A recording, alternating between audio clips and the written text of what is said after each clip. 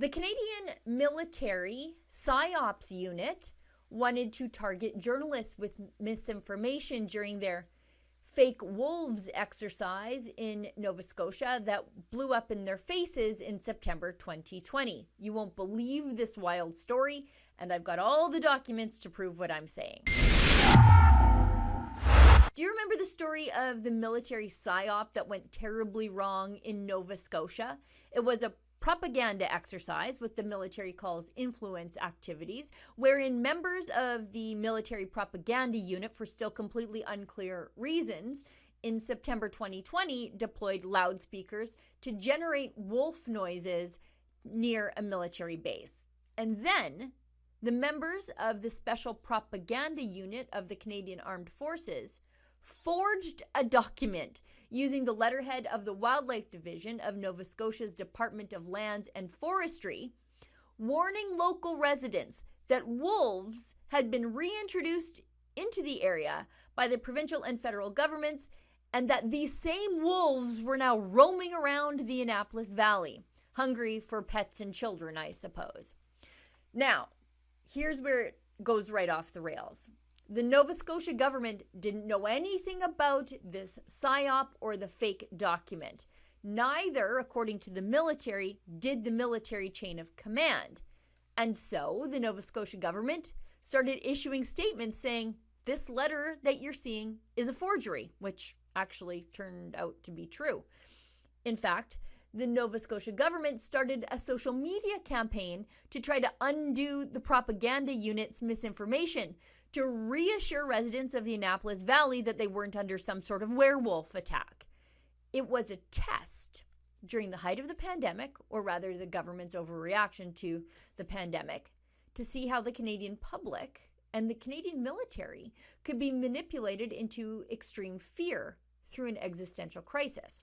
So we filed for access to information to get more records about what the heck was going on at the time in Nova Scotia at the hands of the propaganda unit. Now, we did that with the help of your donations to a special fund, rebelinvestigates.com, where you can make a donation to fund our access and research fees. Now, I'll show you some of the internal communications which we've received back, and I'll publish them for you on the accompanying website for this story because, well, you helped me get the documents. You should be able to see them. So the big idea, as best I can tell from these documents with the fake wolf letter, was to trick the Canadian soldiers into thinking there were really wolves as they played tapes of wolf howls at night near the base.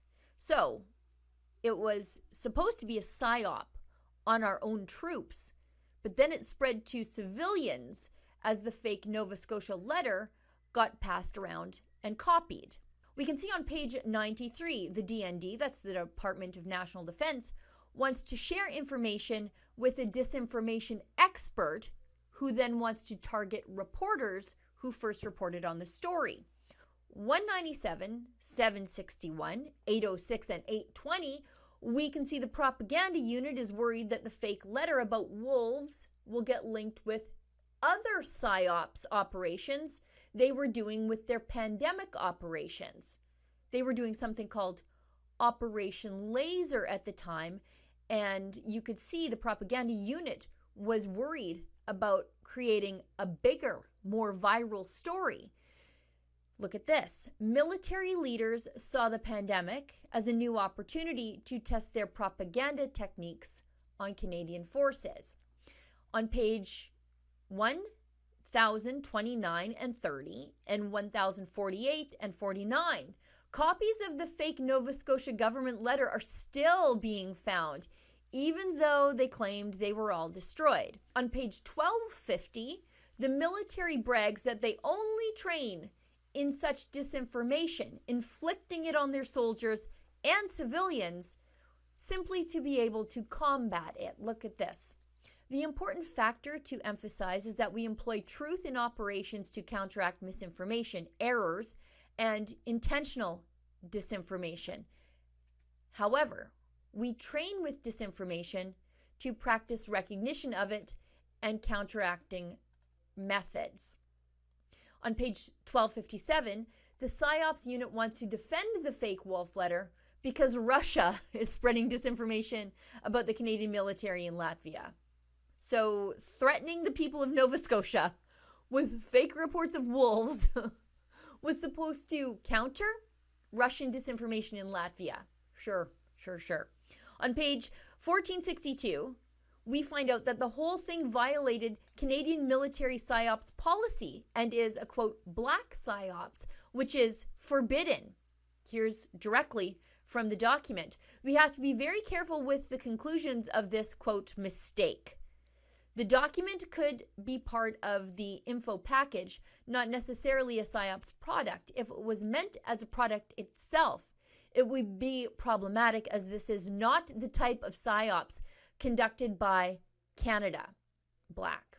White psyops means the product must be attributed to the source. While gray is not forbidden, no attribution, it would only be used in rare circumstances. As for black psyops, lying about the attribution of the product, this is not a Canadian practice. So what they're talking about here is the product, that's the letter, and lying about where it came from, which is what they did, is a black psyop, and it's not something that they are allowed to do on Canadian soil.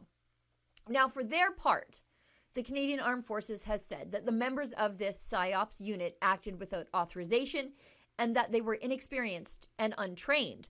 But given what the Canadian public lived through during the constant government overreaction to COVID and the fear-mongering that went along with it, I'd say that the PSYOP unit was as effective as any public health officer in this country.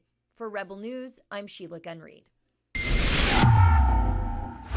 To help fund our access to information and research investigations, please consider making a donation to our special fund, rebelinvestigates.com. We'll never take a penny from the government to hold the government to account, and that's why we rely on your generosity. Thank you in advance to everybody who makes this important work possible.